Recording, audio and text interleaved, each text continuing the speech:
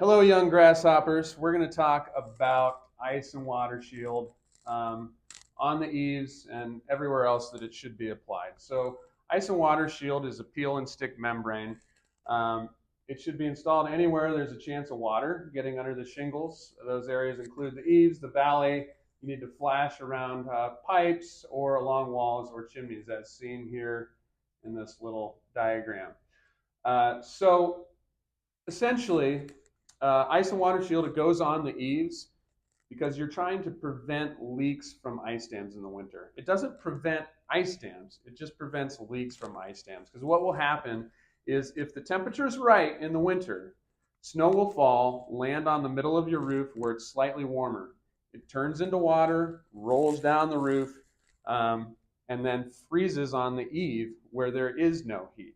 And so that's why you have icicles build up. That ice can just grow and grow and eventually becomes an ice dam on your roof. And that ice crawls up underneath the shingles. It's so powerful, it just crawls right up. And it keeps crawling until it reaches a warm spot and melts. So that is why we install it along the eaves. Obviously, there's a lot of water in the valleys and flashing around. Like I said, any sort of pipe flashing or chimneys should be flashed with ice and water shield. So let's talk about the proper way to install ice and water shield. So code says that if you take a tape measure and you pull in from your outside wall 2 feet, and then you have an imaginary line that goes up through your ceiling, up through the roof, that ice and water shield needs to go from the eave all the way to that 2 foot mark.